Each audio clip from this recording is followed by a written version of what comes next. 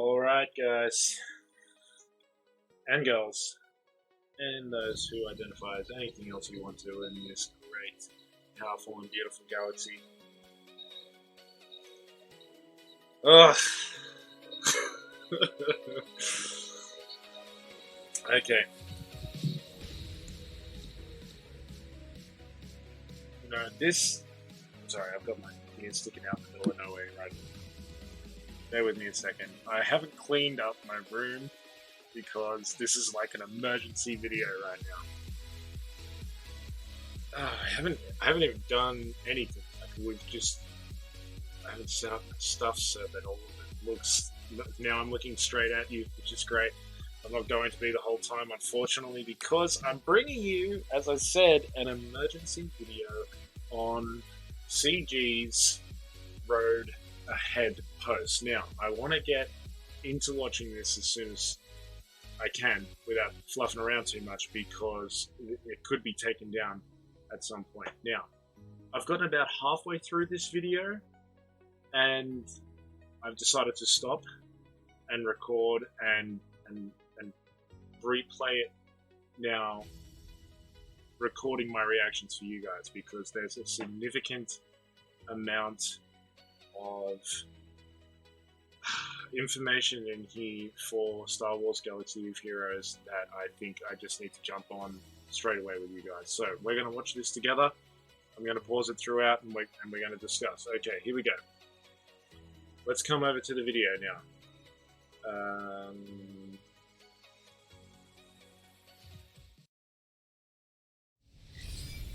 Okay. First impression, I love that they're doing a video now for the road ahead. Hello there, Hall Table Heroes. Crumb here along with it's Crumb and Capital Games, and this month we're experimenting with our usual Hashtag free Crumb. We have many Here he is. things to show you today, and we'll share some very important changes. This is great. I love that they're doing this. I love that we get to see the developers and the important people at CG now in this video units, format. Features, and dates. And it goes without saying that these details and times are subject to change as we get closer to release. But first, let's dive into some exciting new units that are coming to Galaxy Heroes. And here's your community manager, Dojafet, to tell you more. Hey everybody, how's this going? Today we are stoked to share with you 3 brand spanking new units coming to Galaxy Heroes. New units, always a good thing. One of them is a new capital ship with Admiral Piet at the helm. The massive Executor is coming to the game in a new Journey Guide Fleet Mastery event. Is that what we're calling it? This will be our 3rd Empire ship. Alright, cool. While it's an Imperial capital ship that can work well with an Empire fleet, there's a certain faction that has needed a capital ship for a while now. You've been asking for it, and here we go. Bounty Hunters are getting a new capital ship of their own, and it makes a lot of sense because we all know that Admiral Piet is delighted to lead a fleet of bounty hunters. Bounty hunters? We don't need that scum. Yes, sir. I'm sure they'll work that out.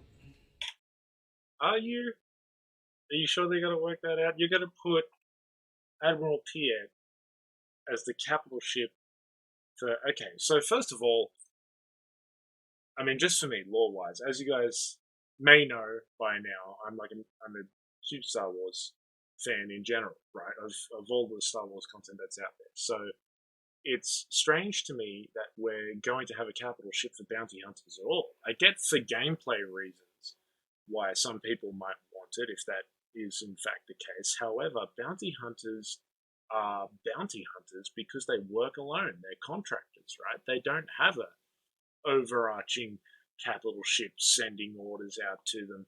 They're rogues. They do what they want. You don't need to force a capital ship into the game for me to feel like my bounty hunters have a place. Like, really, the kits on the bounty hunter ships, the way that they are, they're still somewhat useful. No, they're not in the meta fleets or anything like that, but that's fine. I'm okay with that. They're useful ships, and they're required for Journey Guide events for the Millennium Falcon to unlock that if you want that. And now you're going to force, like, I mean, you just saw the clip, Admiral Piet to have synergy with these guys. I mean, all right, let's keep going. See if they can convince me. Executor focuses on providing the bounty hunters with a capital ship that synergizes with Breach and helps bounty hunters take out their target. We'll have more details to share closer to release, but I'll tell you this much, the Executor's ultimate ability, it's gonna blow you away. Okay, look. I'm all for more love for fleet, right? For the ships. It's a huge component of Star Wars that in Galaxy of Heroes has been somewhat neglected for a good period of time. However, don't force it on me. You know, like, don't give us a capital ship that... And, you know, I get the difficulty associated with the fact that Star Wars is very on opposite ends of the spectrum, contrasted between the light side and the dark side, the Republic and the Empire, and etc. But, you know, so there's difficulty in sort of having diversity in a game with all these different factions when you've got a universe that's structured that way, you know, and only now is sort of Disney starting to explore that grey area in the middle with a few of the references they've made in the content that they've produced since owning Star Wars. But, and, you know, I've got an eyebrow raised, but at the same time I'm interested to see where that leads. However, I don't know how I feel about a bounty hunter capital ship. Anyway, let's keep going. Maul is back, baby. Turns out Maul didn't die when a young Kenobi decided to divide him in two. Okay. I do not want Maul to be the next galactic legend. That is the flip side to the new galactic legend Master Kenobi. If that's what they're about to tell me, I'm not happy.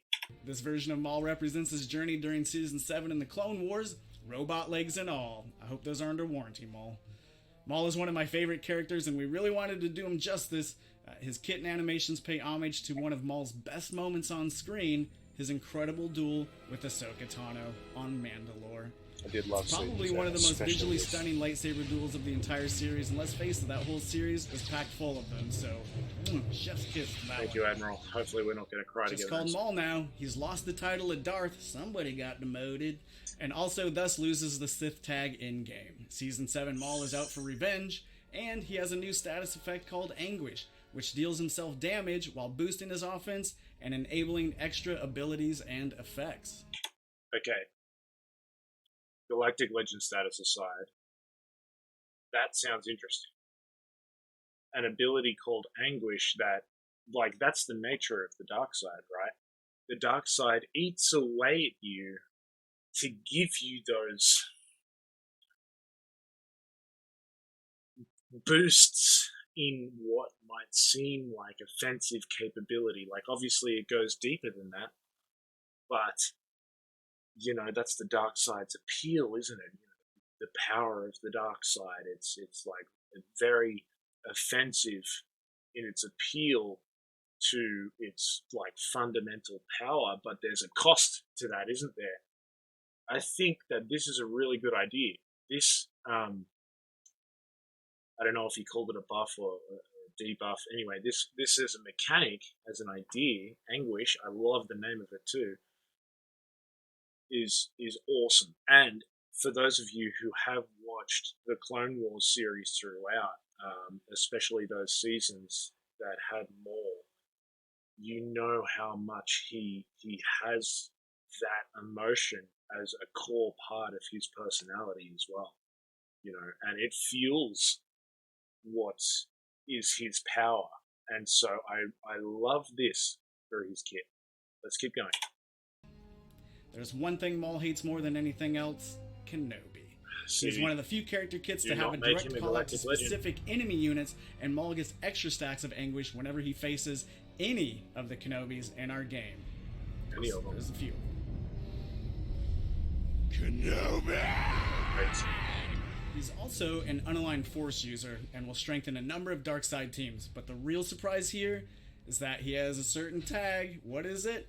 It's Mandalorian. That's right, while he's not a Mandalorian by birth, his kit pays tribute to his time as the leader of Mandalore. Okay. Okay. I think I'm almost going to say that the theme of this movie is almost CG pushing shit up a hill, right? To try and I don't know what they're trying to do, but I know some people that are passionate is not even close to covering the emotions and feelings they feel for Mandalorian lore.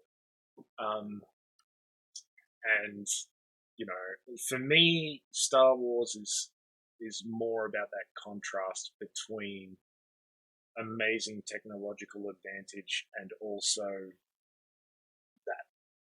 that force on the other end of the spectrum, the force. It's kind of like the polar opposite ends of science and religion coming together in this fantasy universe that, for me, makes Star Wars what it is and separates it from all of the other sci-fi out there. However, for people who kind of reject that force aspect of it and love those kinds of non-force sensitive characters that are able to really bring their own up against the Jedi and the Sith and all that kind of stuff, generally Mandalorian is where you go, right? And with the recent success of the Star Wars series, The Mandalorian, this specific culture has become even more prominent within the Star Wars community in general, and people who are going to love that show are going to go deeper and deeper into the lore of what a Mandalorian is, what Mandalorian culture is. And if they do that, I'm not sure that they're going to like the Mandalorian as much as they used to, but also they're not going to, if they're a Galaxy of Heroes player, potentially agree with this. Here's the reason why. Darth Maul, as this developer, I can't remember your name, I'm sorry, buddy, said, he was never Mandalorian. In fact, he was only really in charge of the planet for 5 minutes, if that, before I can't specifically remember what happened now, but I think it was the offensive by the Republic. And yeah, with Season 7, Ahsoka came and beat the crap out of him, and he yeeted. So, I believe, I could be wrong, but you know, even though Maul has become this very prominent underworld figure and leader, which I'm hoping Disney explores a lot more. You know, they kind of left us on that cliffhanger at the end of Solo there, and there hasn't been really any real follow-up, which I'm very much hoping that there is. Getting back to what's relevant in Galaxy of Heroes, this is really another breach of law in order to satisfy the mechanics that you want to create in your game. And that's going to annoy those hardcore Star Wars fans. So I'm not sure how I feel about this, but let's keep going to this. So when Maul is in the leader slot, he has the Mandalore status effect until he is defeated, and then passes the Mandalore to the character that defeated him. Aw, souvenir. Maul will be available in an upcoming Conquest, and you'll get your first look at his endgame abilities when? Soon, TM. There's still one more character announced today, but before that, I want to make sure you know about the expansion happening to Relics in general. Relic 9 is coming, along with some other character changes that we're about to talk about, Relic 9 is going to be very valuable for tanks and characters that rely on survivability. We're currently looking to launch Relic 9 around the end of August, and stay tuned to the forums for more information how you're going to acquire that and when it's all coming out. One more exciting unit to share with you today, Lord Vader. I'm sure no one... Okay. Look at his face. If you guys can't see that, you should zoom up and get your HD monitor out and have a look at the artwork for his face. I'm not sure it does him justice, but okay. Awesome. We're getting a Lord Vader. Everyone thought that this would be the, companion for the Galactic Legend Kenobi, but we just didn't trust CG enough for them to make this happen, and thankfully they have. However, Relic 9, are you kidding me? This just wasn't needed yet, I don't think. You know what I mean? So I know that out in the larger community, there are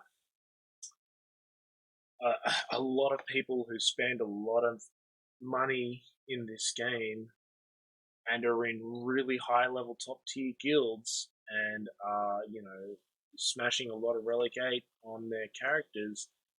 But are you going to give us another Relic level? Relic 8 is already so exclusive.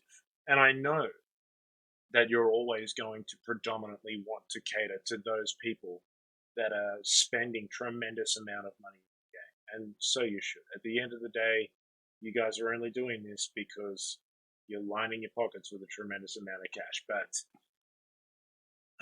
can you, at the same time, try to make a good, enjoyable game that everybody has, within reasonable expectations, access to all levels of? Like, Relic 8 is already so exclusive. If you're not in a guild that's minimum over 250 million GP, you're not completing Challenge Rancor. And even if you're at that level, you may still be requiring mercs to come over into your guild, which is a tremendous pain in the ass for anyone who's running a guild and for the officers that need to facilitate that. And only then are you slowly grinding away at the materials that you require in order to get to Relic 8. And it's locked to that game mode unless you also have a huge roster and are willing to red crate yourself in Conquest, which takes a tremendous amount of time. You have to invest so much time, frustration, and energy in Conquest in order to get a red crate. Anyone who disagrees with me, comment down below and we'll have a little bit of a debate about it. But I'm standing by that statement. Conquest is a pain in the ass. Don't get me wrong, I'm glad they are trying to bring new content into the game and stuff like that, but it's I'm not sure that it's my favorite mode. I am sure I'm not. It's not my favorite mode. So, if they're telling us that Relic 9 is going to be even more exclusive than Relic 8, are they talking about yet another game mode that will no doubt be locked to the galactic whales that are the small minority of those that make up the player base of this game, and will be entirely restricted to them and further widen the gap between those people and us free-to-players, which is just going to make us feel less like attempting to play the game, because we're always attempting to chase that latest, greatest thing that you're providing, but if it's too far out of reach, we're not going to anymore. And that's when you get a lot of people leaving your game. And, even though we might not be whales, occasionally a good amount of us are those microtransaction people that just sort of do maybe $9 every couple of months or something like that. You know what I mean? Which all of us combined doing that when we can, it still has to make up a fairly significant amount of the income for this game that would warrant us also some attention to make sure that we stay in it. Okay, I'm going to stop ranting. Let's keep going. Expected you, and you're all surprised that Galactic Legend and the dark side counterpart of Jedi Kenobi is none other than Galactic Legend Lord Vader. Lord Vader is a unit that represents Anakin right after he falls to the dark side. His kit taps into that unbridled rage he shows off during the end of Revenge of the Sith. Lord Vader's kit has 2 new status effects: Ashes of the Republic, which gives Lord Vader's abilities additional effects, and Underestimated, which stacks up over time to empower him with even more additional effects. Similar to how Commander Ahsoka Tano works great under Jedi Master Kenobi lead, the new Maul from Conquest will bring up Lord Vader's squad to the next level. Okay, so Maul is going to be attainable through Conquest. This is the one thing that I do like about Conquest is there's new units that are fairly exclusive to that game mode that you can unlock, and even if you're not a red crate chaser, you are able to begin working on the shards for those units, in the lower crate levels, which are great. The gold and the silver. That's probably what you should be trying to chase for if you even want to stay at least somewhat relevant with the new characters that are coming out in the game. Unfortunately, if you're locked to easy mode, I've got nothing for you, or at least these guys don't. You're really going to be waiting a long time until you can get into hard mode Conquest in order to work on these. However, I think the way that they are rolling out these relatively powerful units, you haven't seen it on my channel, but if you are looking at a lot of other people's channels, you've seen the testing of Commander Ahsoka Tano, who has recently become available to the people who have been consistently getting those red crates and smashing hard on those Ahsoka Tano shards. Testing her character out and everything, and she is fantastic, especially under the Galactic Legend Kenobi lead. So if they are going to release these really high-level characters in Conquest, such as they are, that's great. However, the reason why I've paused this here is because I'm interested in the idea to have Maul come in under Lord Vader.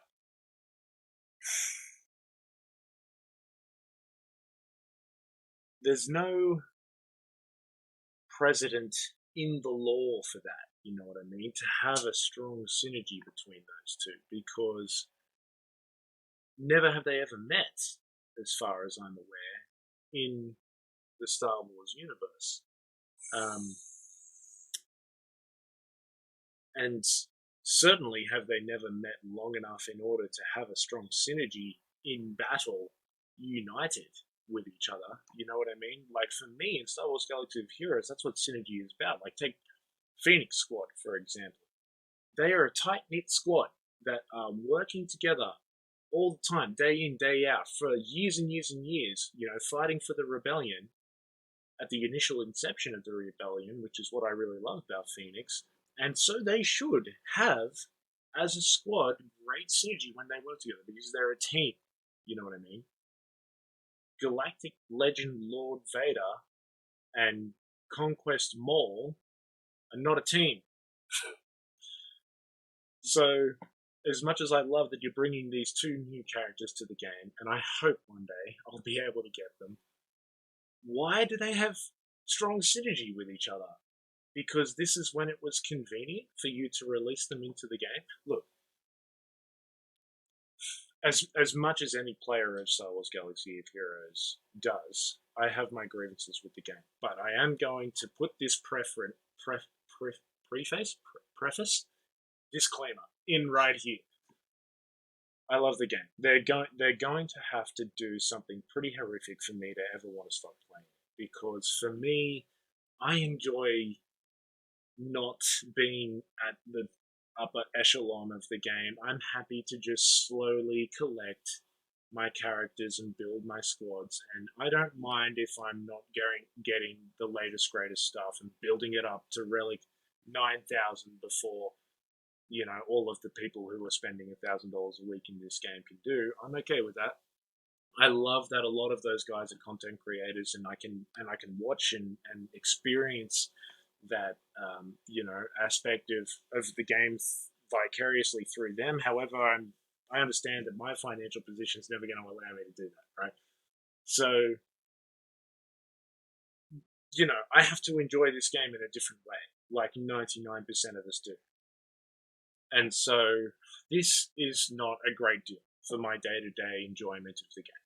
However, as a Star Wars fan who enjoys the lore aspect of the Star Wars universe and all that kind of thing, I feel like you're just pushing too hard to bring to the game things that aren't relevant or realistic to the universe of Star Wars just because you feel like you need them for this game.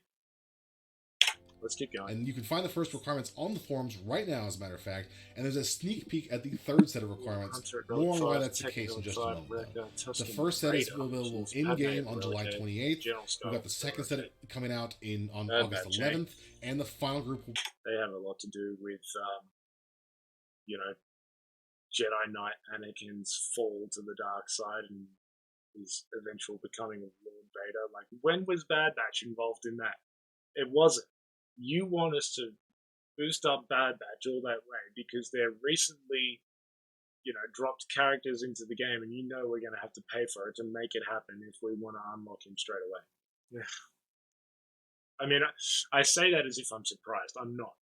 You know what I mean? But I just want for these significant characters in the game. Galactic Legends are huge undertakings. I want my journey to unlocking that character to remind me of their real journey in what happened to them in their place in the universe. So, the characters that are important to me when I'm going to unlock my Galactic Legend Lord Vader, the last people I'm thinking of are Bad Batch.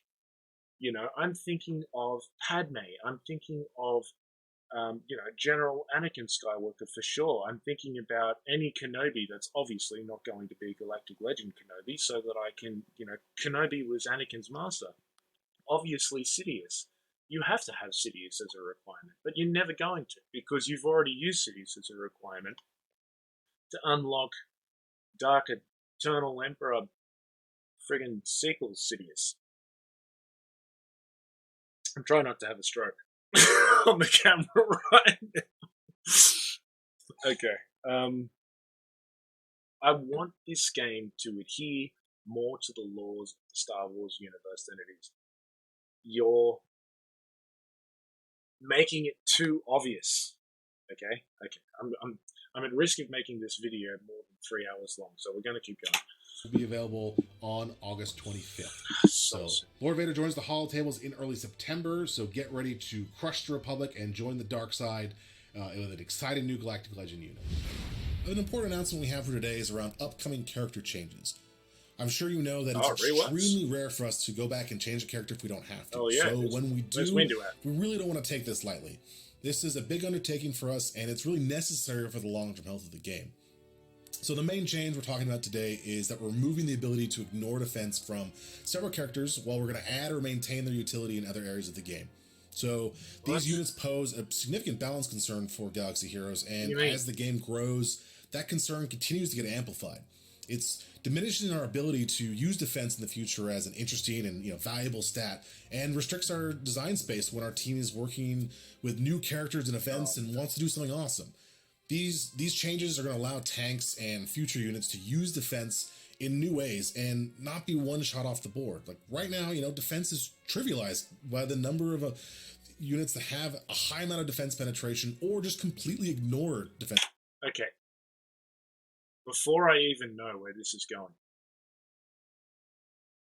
tanks are extremely valuable in this game. If you don't have a tank in your squad in 99% of the game modes in which you're going to be using, you're absolutely screwed.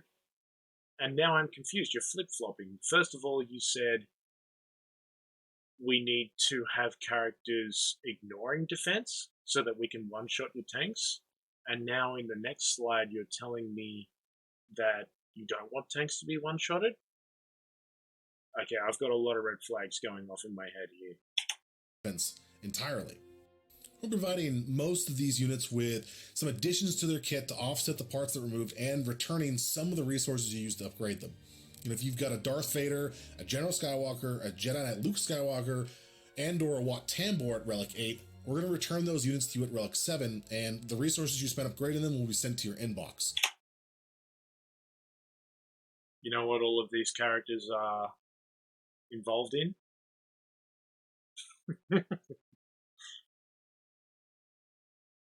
Oh, Admiral Akbar. I'm afraid that the fine grapes from your vintages on the shores of Corellia are not going to be able to ease my pain today, because all of these characters are key in the counters for galactic legends that don't involve galactic legends.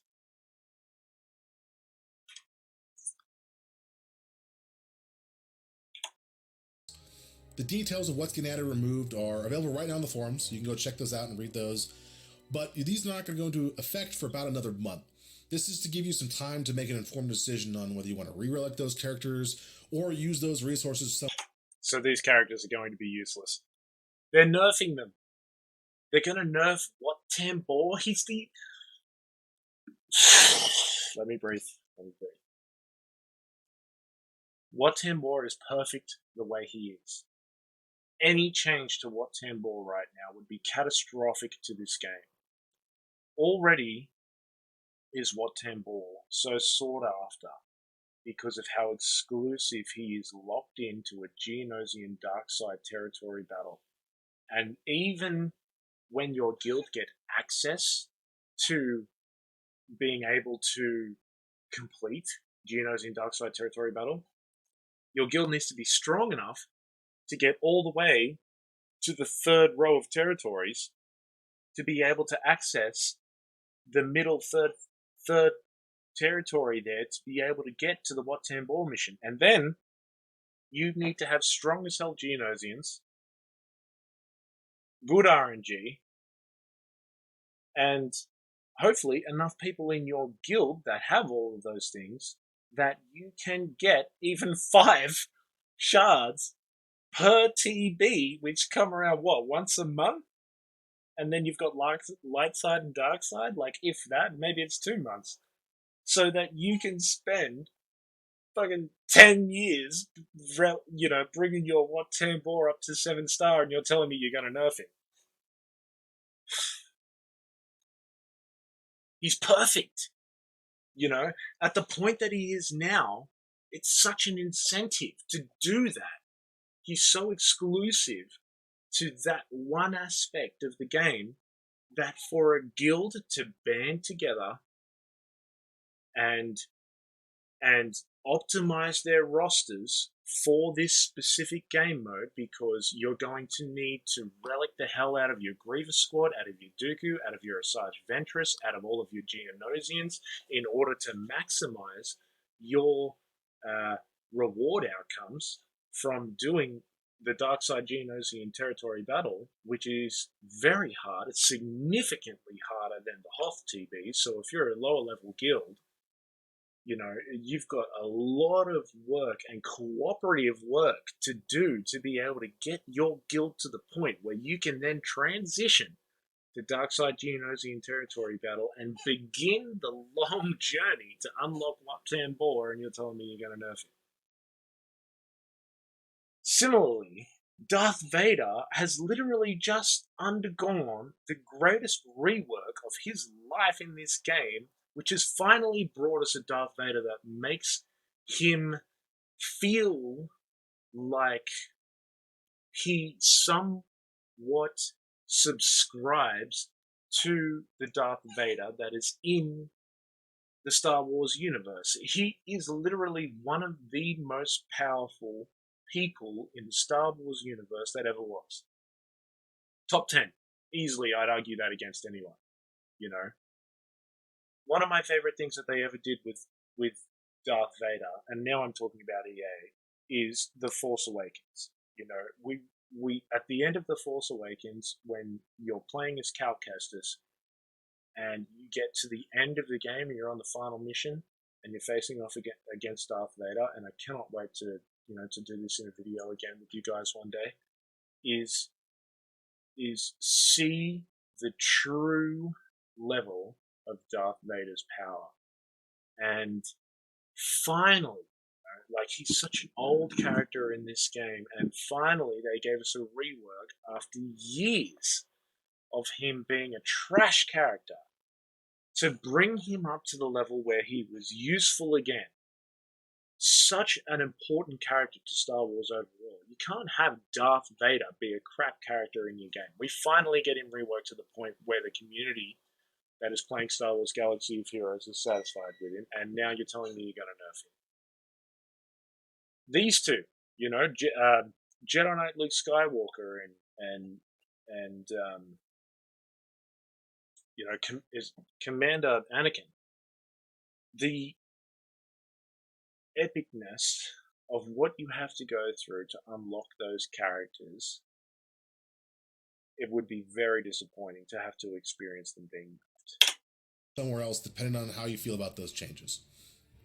And in the spirit of that, it should come as no shock to anyone that General Skywalker is going to be needed to unlock Lord Vader. So keep that in mind if you're going for the new Galactic Legend Lord Vader. General Skywalker is going to be required at Relic 8. It's also why we're announcing him as a requirement today, even though he's in the third group of requirements. So I'm sure the big question a lot of people have is, why are we doing this now? Oh, that's awesome. I haven't well, this has been a problem when we've been designing characters at events for quite some time, and it's only getting worse. We could, absolutely keep kicking this can down the road, but right now there's a narrow amount of design space for designing characters that are below Galactic Legends.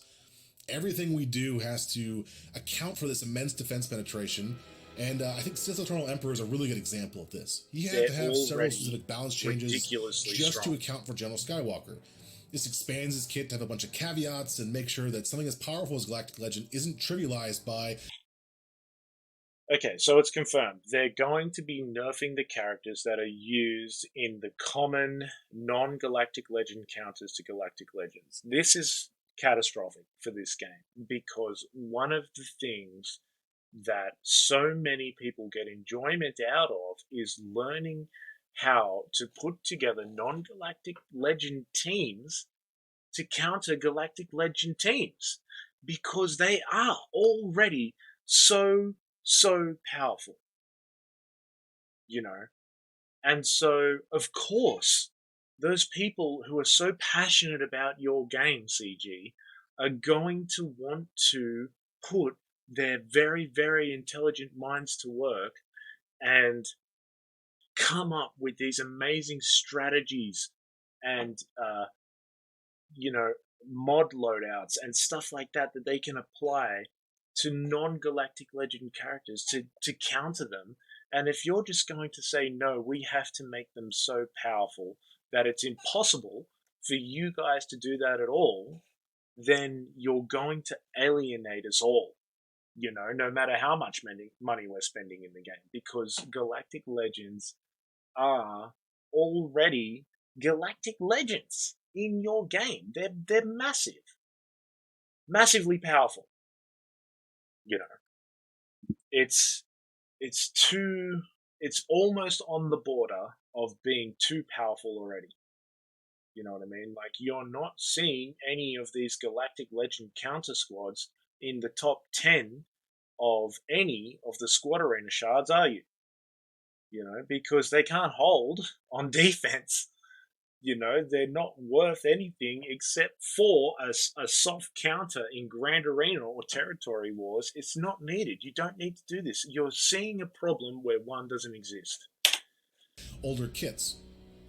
But we really need to serve two goals simultaneously.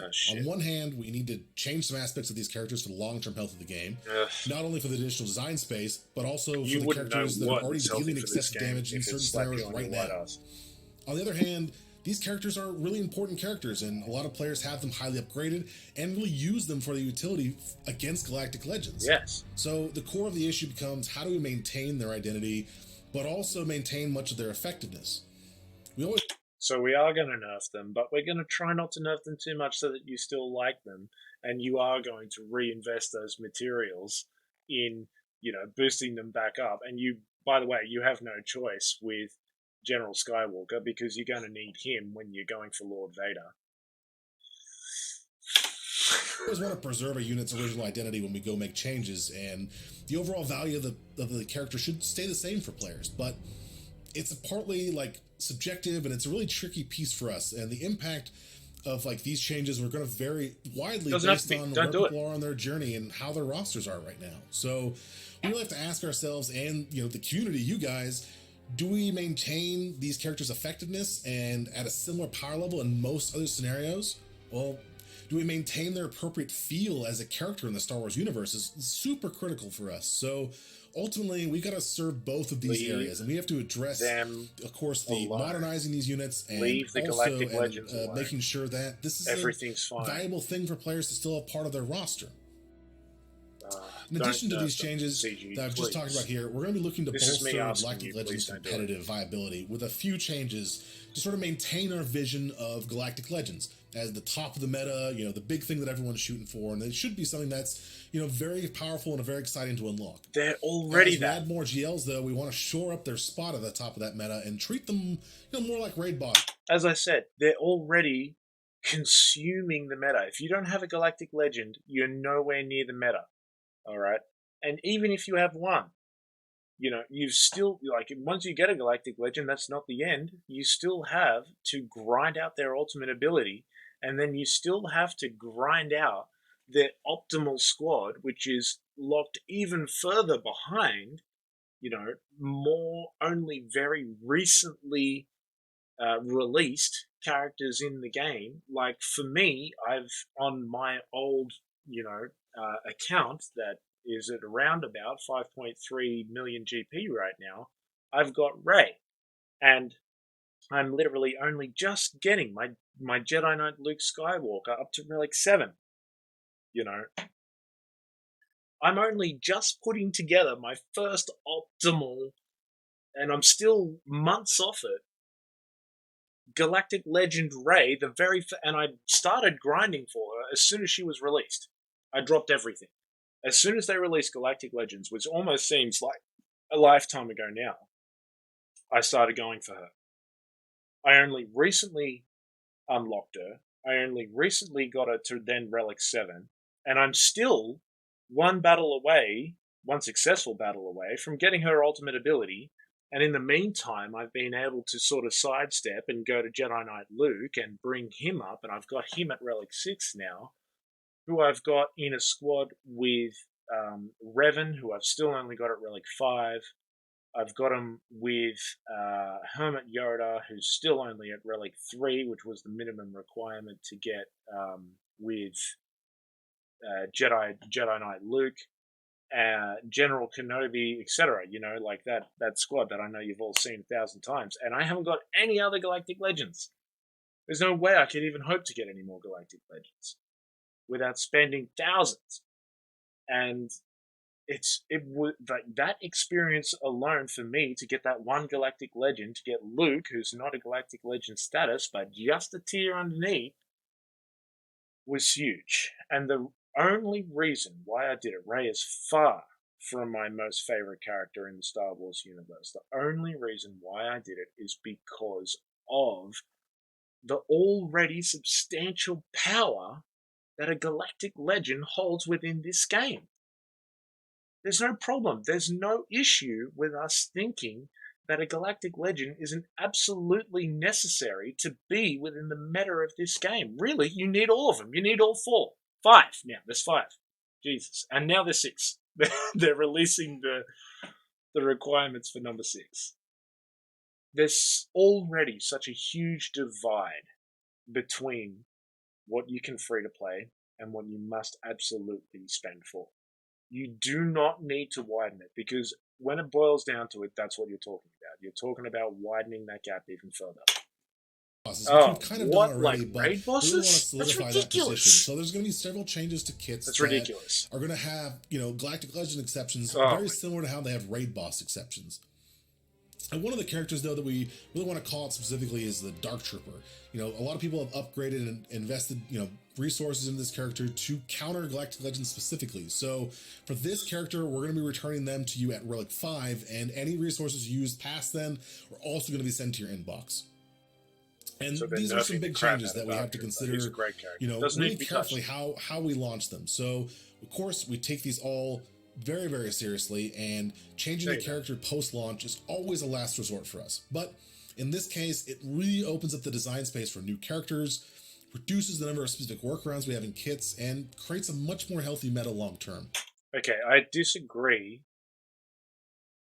with all of this, but there's two main points in particular. The first one is the second one. Opens up design space for new characters. You already have all the design space for new characters that you need. Alright? There is such a gap between what the meta is and what the free-to-play experience is. There really is no, and I'm not going to hash on so that I have to say the same thing over and over to you guys. I've said there's no need to change that. But they're feeling like this gap is small enough that we don't want to feel like going after a galactic legend. We all do. We all want all the galactic legends that there are, that you've released in the game. And any of the ones that you release in the future, we're going to want. Like, for me, a galactic legend Lord Vader, and for those in my guild, they're going to know, like, I've been going on about this character for ages. I'm so excited to have a Lord Vader come into the game because there's so much mystique around how powerful Vader would have been if he never went through what happened to him on Mustafar after he lost to Kenobi. You know, if he was still the human version of Anakin that we saw right up until the end of episode 3, like if he remained like that, say if the duel was like a draw or something, and for whatever reason they split ways, and Vader was never the Vader that we come to know in the original series, like how powerful could he have been? Because we know how much his power was restricted from the loss that he took in Mustafar, significantly. What was I even talking about? Opens up the space for new characters. We love the new characters that you bring to this game. So far as I know, everybody loves what's happening with the Bad Batch. I was extremely skeptical about the announcement to release an entire series based on the Bad Batch alone, because I was like, I don't care about the Bad Batch, but I'm watching the series and I love it. And now I've grown attached to the Bad Batch, and you've released Bad Batch characters into the game. I want those characters. I want to get Sith Eternal Emperor. I want to get Kylo Ren. I want to get Master Kenobi. The list goes on to every galactic legend that I don't have, but it's just going to take me it's going to take me years to do it, you know, unless all of you start sending me money to a Patreon that I haven't created yet. But it's realistically never going to happen. And I still want them, you know what I mean? So the people who aren't in my position, who do have the capacity to spend the money in the game that they already are and have been since its release, are going to get them. And you are telling us that there is a problem where there simply isn't one that exists. There isn't an issue where you need to open up design space for new characters. There simply is not. The second thing is a healthy long-term meta. Are you kidding me? The meta is the meta, and the meta is Galactic Legends. It's not Lord Vader. It's not Jedi Knight Luke Skywalker. As close as he comes, he's not in it, and is certainly no longer Commander Luke Skywalker. You know, if you're running a 501st Commander Luke Skywalker squad, you're lucky if you're holding in the top 100 squad arena in whatever shard you're in. You're not in the meta. Your meta, where you want it to be, and we're very clear on where you want it to be, which is around the Galactic Legends that you're releasing, is healthy as per the metrics that you're assessing it by. You do not need to widen this gap. If you do, you're going to alienate a significant portion of the player base. Inflating the size of the kits isn't fun for you to read or understand, or for our designers to create. And it really sucks when a good idea gets left on the table because of these mechanics. We really want to create a cool and exciting characters for you to play with, and this helps us keep doing that and keep the game healthy for years to come. Make money. make money. Again, these and your details third are available goal, on the forums right surprise, now, surprise, but they're not is going to make be even more money next than time. So you can think about them and decide how you want to use those resources. But we want to let you know in advance this is what's going to be happening, and so you can make a smart, informed decision with your resources. As developers, are very much in touch with what is going to keep your game healthy for the years to come. I'm not sure that you've got your finger on that pulse. You know what I mean? Like, are you watching all of the content creators' videos? You don't have to be watching this one because I got 30 subscribers. I'm brand new. You know, my opinions don't matter for shit. But are you watching Arnold? Are you watching Cubs Van Haan? Are you watching Bulldog? He's smaller, but you know his opinions emulate all of those of the player base. You know, we already lost one of the greatest content creators in the game to the Marvel Strike Force game, which I've never tried, and I will. It's not Star Wars. I don't want to play it. You know what I mean? But you know, it's not hard to find out what equals the health and longevity of this game. It's not hard. But I don't know. You get butthurt when we tell you what it is. Conquest 7 has some big changes coming and a thoroughly overhauled experience. Conquest 7 will have new bosses and boss modifiers, all themed around the upcoming release of Maul. So I guess you could say I am excited about this. There's been a lot of negativity. The new Maul will be available as a reward for this event, and the next three when I see an emoji around the upcoming release of Maul. So I guess you could say it's an over-mauled experience. The new Maul will be available as a reward for this event, and the next three conquests will be all about Maul. All about Maul, Maul, Maul, Maul, Maul, Maul. There will also be many new data discs and consumables to keep mixing up the formula. There are some very powerful data discs like Defensive Formation that causes an ally to recover protection whenever they attack out of turn. That sounds awesome. Or Steadfast Focus, which makes allies immune to ability block, daze, and stun for a couple turns at the start of battle. Maybe you have one of the many debuff focus teams, or you just care a lot about thermal detonators. Then you might want to look out for Thermal Exhaust, which is, whenever an enemy gains 5 debuffs, they also gain a stack of Thermal Detonator. Oh no! Thermal Exhaust. There are also many new consumables, some of which are tailored to specific factions or provide new mechanics. Turn the tally tables on the enemy squads with a consumable for your Galactic Republic team that reflects damage. It's just like the pesky enemy modifier that you've been like, but now the power is yours. Do with it what you want. Conquest 7 has changed up the cost for swapping data discs as well. So we're going from Conquest Currency to Conquest Energy. With the release of exclusive characters for Conquest Currency, it made swapping out data discs too costly a proposition for the players that are trying to get Ahsoka or Maul. We're going to be switching things up. Okay, hang on.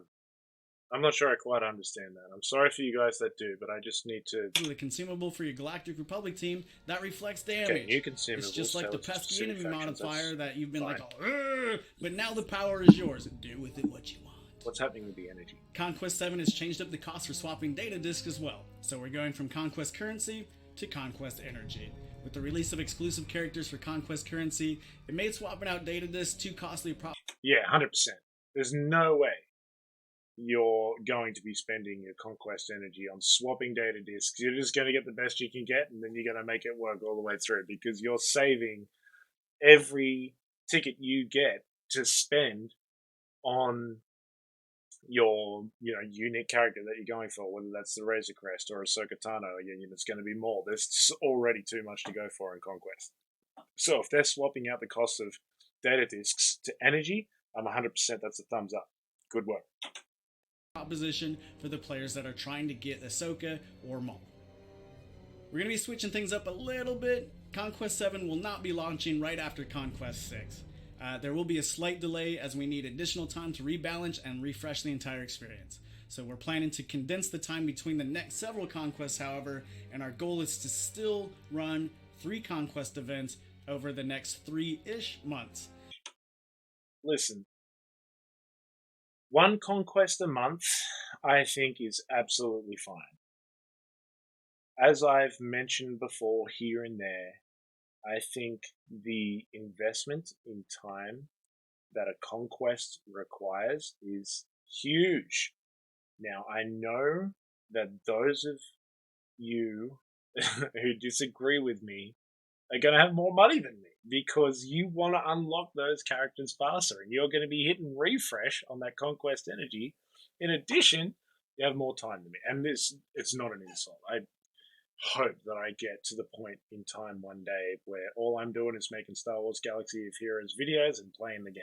I make that happen for me, guys, if you're enjoying my stuff, because damn, it's going to be brilliant. But that's not the case for the foreseeable future. And so for me, Conquest is tough because I work full time. I'm doing a PhD as an exercise scientist, and I'm fighting COVID lockdowns, which are already stressing me beyond belief. And the last thing on my mind is getting a red gate in Conquest. And I know that 99% of your player base is me.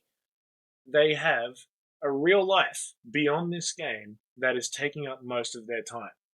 Then the reason that they play a mobile game and not like an MMO game or something like that on the computer, which requires even more time, is because they need something that gives them that escape for a short period of time. And everybody screaming and screaming and screaming for more content in Star Wars Galaxy of Heroes is making it harder and harder for those of us that work 5 days a week, 9 to 5 or 7 to 4, or even if you're a 7 to 6 or 7 to 7, they're out there. I was doing it. I was doing security for a long time as well. And those were 12-hour shifts and a 2-hour drive to and from work. We're all playing this game too, and we don't have time. So one Conquest a month is fine with me. And if you're arguing that point, it's because you've got more time than me. All right. And that's fine. I'm so happy for you. And I cannot wait to get myself to a point in time where that's the case for me as well. However, we don't need to spend more time in the game than we currently are. What we need to do is optimize the time that we're spending in the game. Refresh it. You know what I mean? We don't need to be here for longer. We need to be feeling that new, fresh, exciting experience when we're here for the finite amount of time that we have to spend in. Okay. You'll be able to earn the same amount of rewards over this period of time and obtain them all like you would have without the short delay. We hope Conquest 7 is one of the most exciting and challenging conquests yet. Check out the forum thread for a preview of some of the new data discs, consumables, and boss modifiers you are likely to see in Conquest 7. A quick reminder that these are still being balanced and may change before the final release. Coming soon to a screen near you, I'm so excited. Community members take on the Galaxy of Heroes developers along with Crumb and myself in a special Grand Arena. Wait. Still being balanced and may change before the final release. Coming soon to a screen near you, I'm so excited. Community members take on the Galaxy of Heroes developers along with Crumb and myself in a special Grand Arena event that we are calling Speed Grand Arena. Okay, we're just doing it. This fall, we take some of your favorite community members and pit them against the people who bring you Galaxy of Heroes. It better be my favorite Galaxy of Heroes players. If it's not, I'm going to call you out, buddy. Do not do the scapegoat on me with this. I haven't been over to Arnold's channel, but if he's not fighting you, I'm angry. Unique and extremely fast version of Grand Arena Championship. Contestants will need to battle through each Grand Arena sector and know which matchups are going to make for the fastest wins or slowest defenses. So we're going to bring our A game, and I'm sure the community members will as well, so stay tuned for more information on when and where you can find this epic confrontation. That is an epic confrontation. That's the cherry on top of a shit cake. So, I'm very excited for the potential to be able to watch that if they are in fact going to reach out to those community players that we have all known to grow and love through YouTube, through Twitch, our streamers, man, all of those names that I mentioned before, get in contact with those guys. Get in contact with some of the more Discord famous community players as well. You know, I'd love to see some Aussie guys on there like Heinzie, man. You know, I'm 100% Heinzie. Get Heinzie on there. I want to see Heinzie fighting. I want to see Cubs Van Hout, Arnold. You know, I want to see the guys from the the name escapes from me right now. But there's a panel of a few of the streamers on a slightly smaller channel, and usually there's about 4 of them, and they rotate occasionally. And I love they have, because there's so many opinions of so many different players in one video reacting to whatever it is. I really think that they have a unique and good thing going. And you know what I'm going to do? I'm going to find them and I'm going to put them in the link below, because actually that way I'm going to link you one of the videos that will take you to their channel, and I want you to spend all night awake watching their channel because it's fantastic. I want to see these guys representing our community against the Grand Arena battle with the developers. And you know why we need this? Because we're so goddamn angry at the goddamn developers. And we will crush you. Unless you chuck some sneaky shit and buff yourselves. You nerf us or something like that. If this is a fair fight, I'm so excited. I'm, you know, win or lose as the community, I would love to see this happen just for the fun of it. I think this is a great initiative on behalf of the developers to bring us something like this. I do hope that it eventuates, and it eventuates like how we want it to. And I think this could be something really fun that could bring the community and the developers of this game together, which is much, much needed at the moment. You know, there has been a growing divide which has continued to escalate for years now. And this is a much needed initiative to attempt to repair that divide, which I hope works, you know. Again, this YouTube video, which has received already, I believe, a lot of heat, which I hope doesn't get taken down from YouTube. I hope you guys just stick by your guns and leave it up there. Whatever feedback you get is what you get. What you then decide to do with it is going to say more about you than the content of this video. Okay? So, if you're truly wanting to bridge that divide between you as the developers and us as the community, leave your video up. I don't care how many dislikes it gets. I don't care how many negative comments it gets. You need to leave those public and read every single one of them. Continue to seek that feedback from the community. You know what? You are going to be getting a lot of shit for a while because that gap is large. But I'm not knocking you whatsoever for attempting to repair it. Please repair it and do the work that you need to, which is putting up with a lot of community anger, frustration, and disappointment, which you're going to have to do initially. You know, you're going to have to get your shovels out and start digging through that crap for a long time to get to the point where we can start repairing this divide between where the community and the developers are at right now. And if you do that, that is going to equal health and longevity for your game. You know, spread this word out there. You know, I'm sure I'm not the only one saying this. Hopefully, all of these other content creators are saying this and you guys are listening, because this is the beginning of an idea that could be transformative for both of us. One final reminder that the details in Road Ahead are all subject to change. These events and characters are still in development, and there may be some final tweaks before we get to launch. Thank you for watching Galaxy of Heroes July 2021 Road Ahead. There's a ton of new units and changes coming to the game soon, TM, and we hope you are excited as we are. We'll have more to share as we get closer to each release, but for now, we really hope you enjoyed the Road Ahead format experiment. We'd love to hear your feedback on this. If you liked it, if you didn't, please let us know in the official forums or any of the places you chat with us. Yeah, let us know what you think. From everyone here at Capital Games, we will. See you on the holotables. You know, you can certainly trust us to tell you what we think, but whether we can trust you on whether to censor that or not is another question. So don't do that. You know what I mean? Like, as I say, you're going to be fighting a hard battle initially, whilst we tell you what we think. Because honestly, less than 50% of your ideas are good ideas.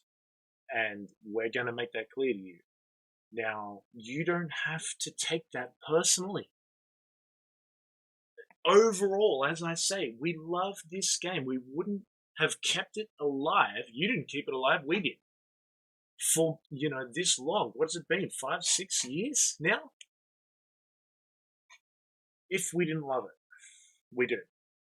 But, as I say, if you do the work required to bridge the divide between the developers and the community, and this is a great start.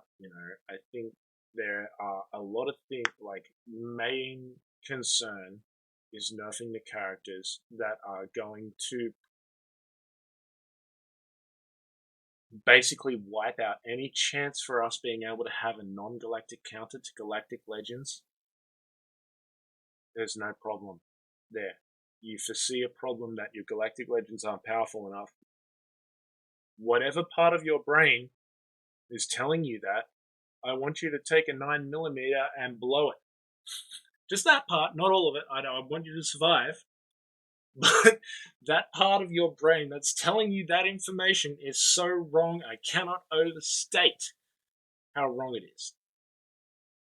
The power of the Galactic Legends is already perfect. Don't change it.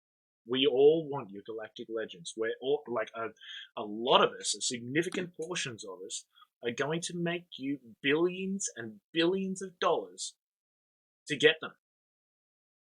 Which, when you think about the fundamental concept of that, it's crazy. It's absolutely out of this world that people are shoving that amount of money into a mobile game. Don't make this mistake. That's my feedback.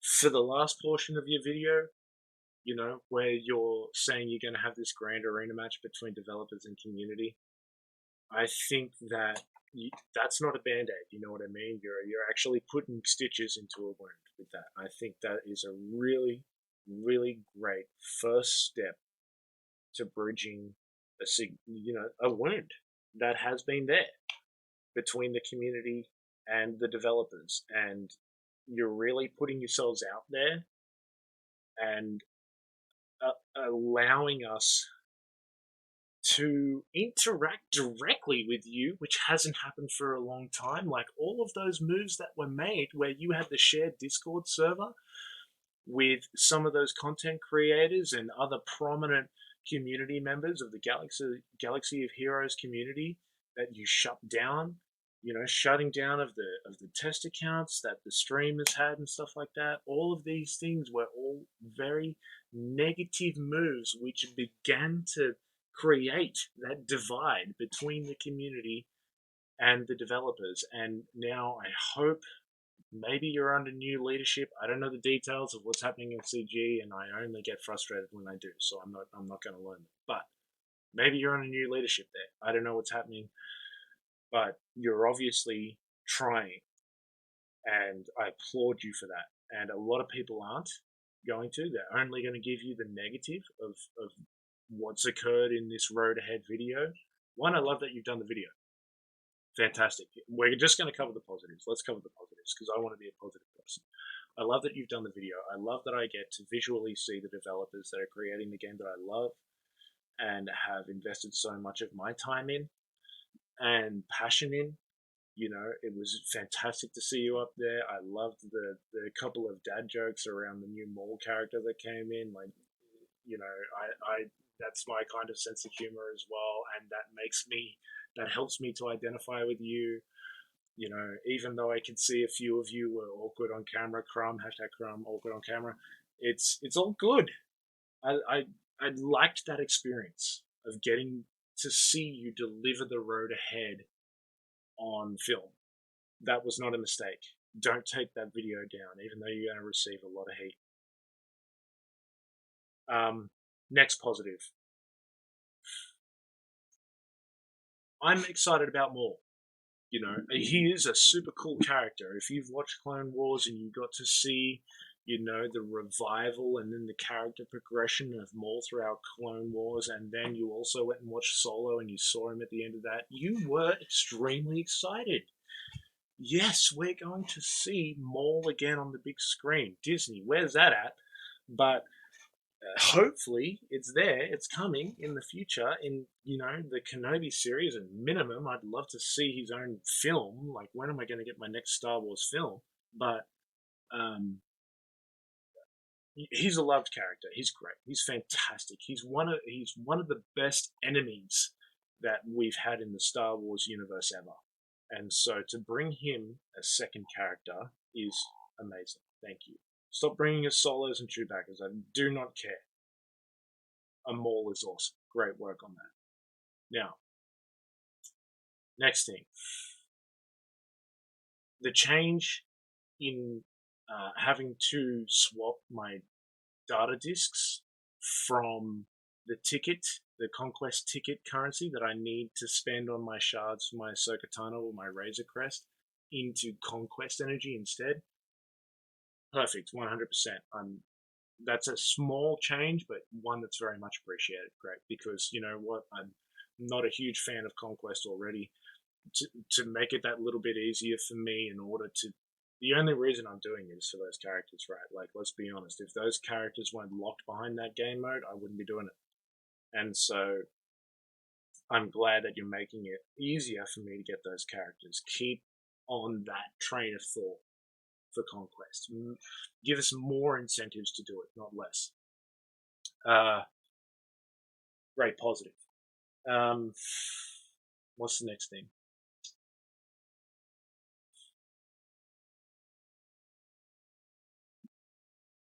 I can only think of this Grand Arena.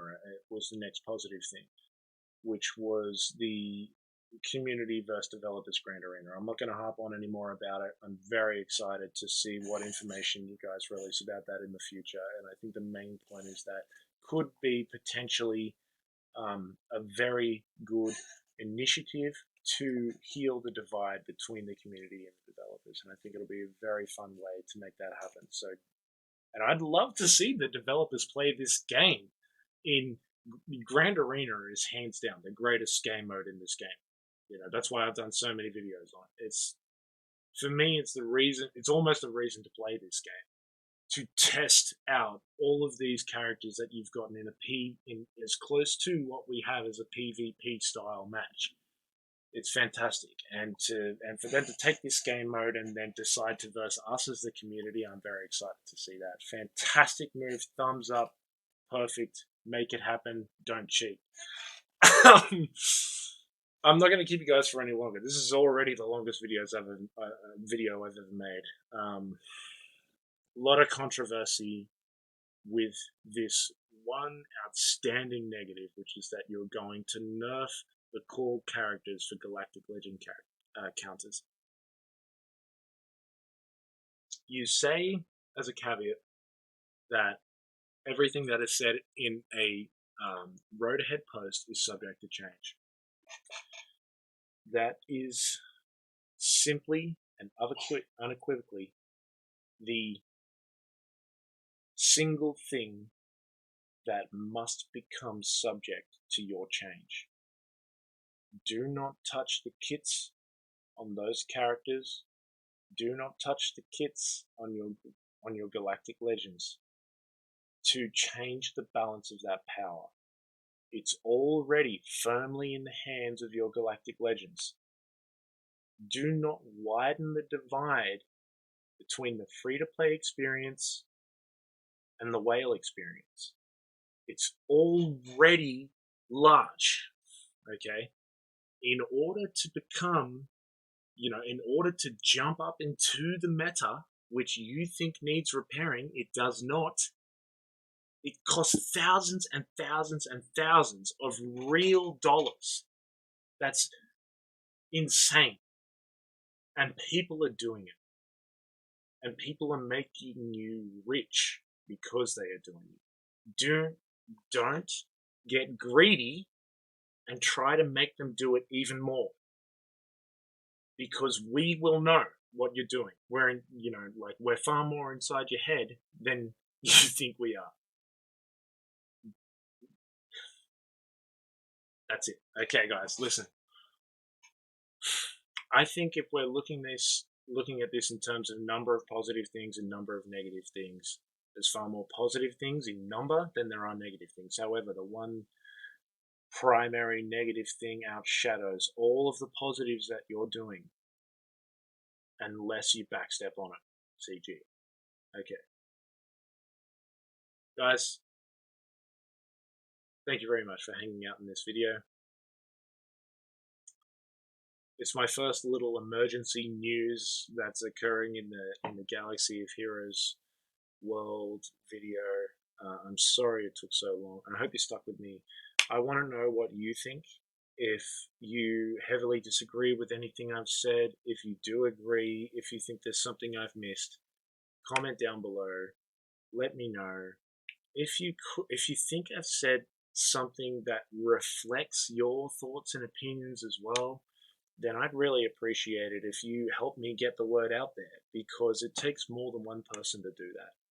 And if we want to reach the developers, like if I'm reflecting the player that you are, and I suspect that I am because I don't have money to spend in this game, then let's get the word out and push it hard so that it gets to the developers. The only way that we're ever going to stop these terrible mistakes from happening in the game that we all love is if we shout and scream to the developers and make them understand the way that we feel, and make them understand that it makes sense not to make those mistakes.